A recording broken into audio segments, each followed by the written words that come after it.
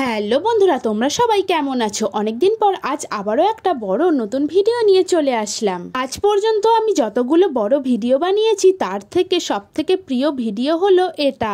যদিও আমার কাছে এটা সবথেকে সুন্দর ভিডিও। তোমাদের কাছে কেমন লাগবে অবশ্যই কিন্তু কমেন্ট করে জানিও, আর প্রথম থেকে শেষ পর্যন্ত ভিডিওটা দেখতে থাকো, অবশ্যই তোমাদের ভালো লাগবে। আজ হলো হোলি, যাকে আমরা বাংলায় বসন্ত উৎসব বলি। তাই প্রথমেই সকলকে জানাই হ্যাপি হোলি। তোমরা সবাই কেমন রং মাখছো, রং খেলছো, অবশ্যই কিন্তু কমেন্ট করে জানিও।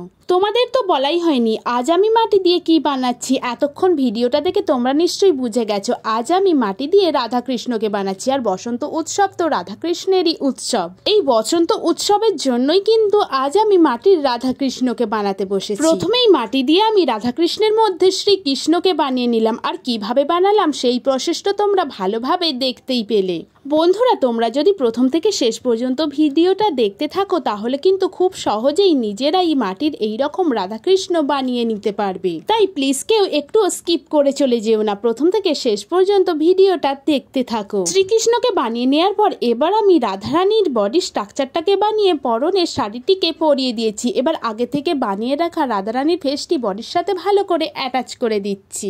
এরপর রাধারানীর এলোকেশি চুল বানিয়ে নিয়ে পরনে গয়নাগুলোকে একে একে তৈরি করে নিচ্ছি। রাধারানীকে আরো সুন্দর করে তোলার জন্য রাধারানীর কানে কিন্তু আমি একটা ফুলও বানিয়ে নিয়েছি। প্রথমে রাধারানীর বাঁ দিকে ফুলটি করেছিলাম কিন্তু ভালো লাগছিল না, শেষে ডান দিকে ফুলটা বানিয়ে দেখলাম খুব সুন্দরই দেখতে লাগছে। রাধাকৃষ্ণকে বানিয়ে নেওয়ার পর আমি টানা একদিন রোদে শুকাতে দিয়েছিলাম। শ্রীকৃষ্ণ রোদে শুকিয়ে গেলেও রাধারানীর কিন্তু একটু কাঁচা কাঁচা ছিল, কিন্তু আমার যেন তর সইছিল না। একটু কাঁচা থাকা অবস্থাতেও আমি আবার কালার করতে বসে পড়েছি। রাধাকৃষ্ণকে প্রথমেই আমি হোয়াইট কালার দিয়ে পুরোপুরি কভার করে নিয়েছি। এবার শ্রীকৃষ্ণের গায়ের রং শ্যামবর্ণের করে নিয়েছি।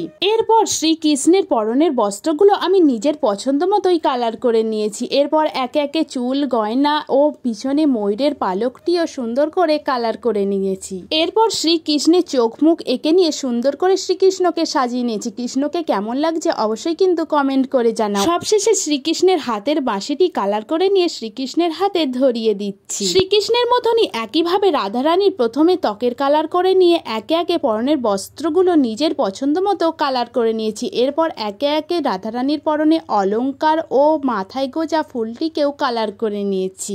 আর সবশেষে রাধারানীর চোখ মুখ এঁকে নিয়ে শাড়িতে একটু ডিজাইন করে দিয়েছি। রাধাকৃষ্ণের এই ভিডিওটা বানাতে আমার 4 থেকে 5 দিন সময় লেগেছে। বন্ধুরা প্লিজ একটি লাইক করে দিয়ে চ্যানেলটি সাবস্ক্রাইব করে দিও। বন্ধুরা, ভিডিওটা প্রথম থেকে শেষ পর্যন্ত দেখার জন্য তোমাদের অসংখ্য ধন্যবাদ জানাই। তোমরা এই ভিডিওটাতে অনেক ভালোবাসা দিলে আবারও আমি নতুন সুন্দর সুন্দর লং ভিডিও নিয়ে আসবো। তো আজ এই পর্যন্তই, টাটা।